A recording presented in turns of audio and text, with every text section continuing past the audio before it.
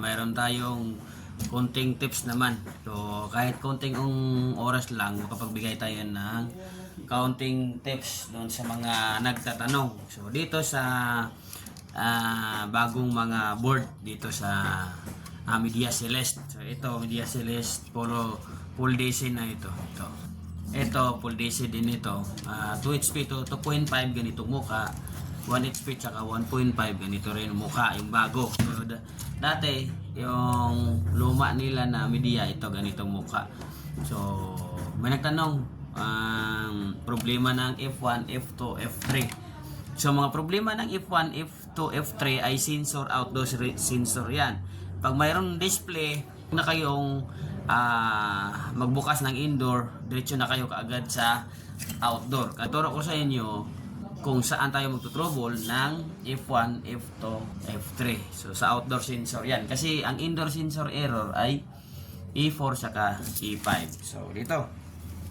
So itong sensor, yan, tatlo ang sensor niyan. So ayan o. Yan natin yan. Kapit yan yan o. So ang sensor ng 1 HP hanggang 3 HP ay parehas sila ng sukat. So yan, titingnan natin. Parehas sila ng sukat o. Yan. Kasya yan. So ang ambient sensor natin ay nagre-range na, nagre-resistance tayo ng 7K to 10K.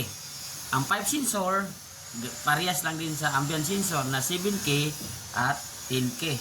So ang discharge sa lahat ng brand natin, ang discharge yung mataas. So nasa 45K ohms hanggang 50K ohms ay pasok sa yung discharge. Yung discharge yun malapit sa compressor. So kung nagpalit na kayo ng sensor at ganun pa rin ang error, so mayroon tayong papakita na lagi talagang common na nasisira sa ganung error. So ito yung natin, ito yung sensor natin, kapit natin dito. So ipapakita natin dito na lang sa yan. So pag ganyan, pag nagpalit na kayo ng sensor ng bago, tapos ganun pa rin ang error, so ito na yung i-check nyo. So titingnan nyo yan, mga maliliit na resistor na yan. May mga value yan. So karamihan yan, pag nagpalit na kayo ng bagong sensor, ay yan ang sense value. So yan. O praktisan nyo na lang. Praktisan nyo na lang hinang. Napaka-importante mga kalibre. Ayan o. Napaka-importante kalibre na marunong tayo maghinang. So yan, may mga value din yan.